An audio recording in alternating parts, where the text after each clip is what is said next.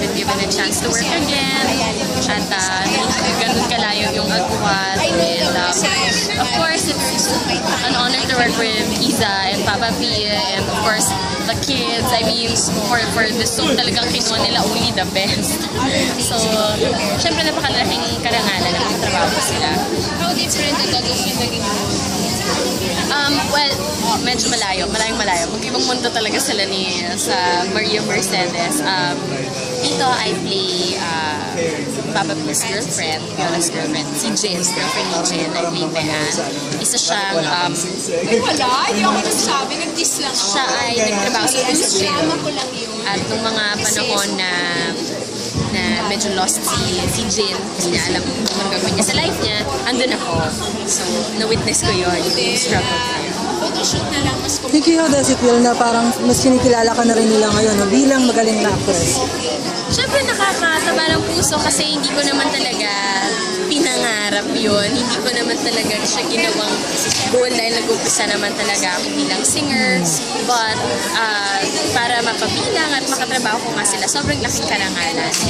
And I'm very, very happy to be given this chance to learn also from these great artists. Pero may expectation ka ba na makareceive ng iba't ibang parangal bilang actress? Ako naman ginagawa ko lang yung trabaho ko. Gusto ko lang nga, ini-enjoy ko lang siya. I'm just very passionate about it. If I happen to get recognition along the way, bonus na lang po yun. Hindi siya yung main goal. Ang main goal ko po talaga dito maibahagi yung kwento ng marami nating mga kapamilya sa pamamagitan ng pag-arte.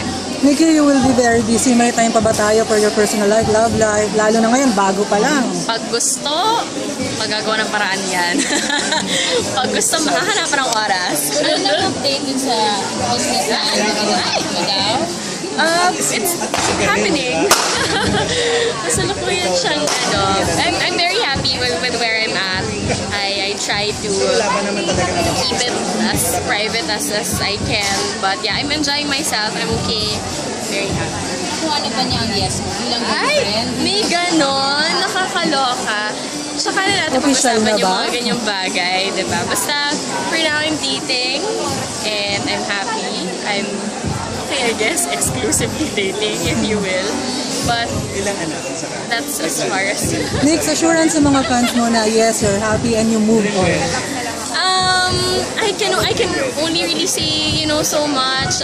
Siguro naman, I really appreciate those who are concerned, pero nakaisang taon na rin tayo, in fairness. So, siguro naman that's enough time for me to have healed. And okay na yun, pag iniisip ko nga parang tagal na rin, ang layo na. And ganun lang talaga ang buhay,